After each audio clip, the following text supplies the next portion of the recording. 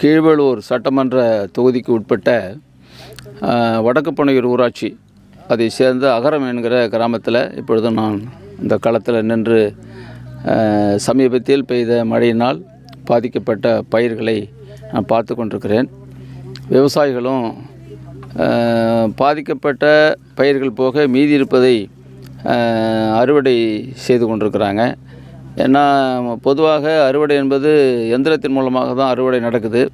இது கடுமையாக பாதிக்கப்பட்டு நெல் பயிர்கள் முழுவதுமே சேற்றில் புதைந்து போனதுனால எந்திரத்தின் மூலமாக அறுவடை செய்ய முடியாது. அதனால் பாதிக்கு பாதி கூட அது தேராது. அதனால் எல்லோருமே கையினால் அறுவடை செஞ்சுக்கிட்டு இருக்கிறாங்க. பொதுவாக நாகை மாவட்டத்தில் இப்பொழுது பெய்த மழையின் காரணமாக 5400 ஹெக்டேர் பாதிக்கப்பட்டிருப்பதாக அரசாங்க கணக்கு சொல்கிறது. அமைச்சர் அவர்களே அதை சொல்லியிருக்கிறாங்க, மாண்புமிகு அமைச்சருங்க சொல்லியிருக்காங்க.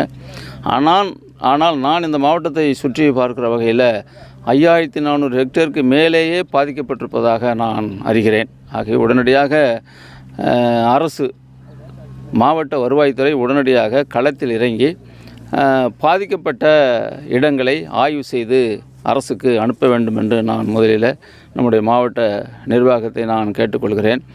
நான் விவசாயிகளை விசாரித்த வகையில் வருவாய்த்துறையிலிருந்து யாரும் கணக்கெடுத்ததாகவோ பார்த்ததாகவோ எனக்கு ஒன்றும் தகவல் இல்லை. ஆகவே மாவட்ட ஆட்சியர் கூடுதலாக கவனம் செலுத்தி நமது மாவட்டத்தில் ஆய்வு செய்யணும். குறிப்பாக இந்த பகுதியில் கடுமையாக பாதிக்கப்பட்டிருக்கு. இது எப்பொழுதுமே குறுவை அதிகமாக போடக்கூடிய ஒரு இடம். கடுமையாக பாதிக்கப்பட்டிருக்கு. வடக்கு பனையூர், தெற்கு பனையூர், எறையாங்குடி இப்படியான பகுதிகள் முழுவதும் பாதிக்கப்பட்டிருக்கு. ஆகவே உடனடியாக கணக்கெடுக்கணும். விவசாயிகள் பாதிக்கப்பட்ட நிலங்களுக்கு ஏக்கருக்கு 30,000 ரூபாய் எங்களுக்கு இழப்பீடு வழங்க வேண்டும் என்ற கோரிக்கையை விவசாயிகள் என்னிடம் வைத்திருக்கிறார்கள். அதையும் நான் அரசினுடைய கவனத்திற்கு கொண்டு செல்வேன். மாவட்ட ஆட்சியரும் இதை கவனத்தில் எடுத்துக்கொண்டு அரசினுடைய கவனத்திற்கு கொண்டு செல்ல வேண்டும். கடுமையாக இந்த மாவட்டத்தில் குறு விவசாயம் கடுமையாக பாதிக்கப்பட்டு விவசாயிகள் மிகவும் துயரமான நிலையில் இருக்கிறாங்க.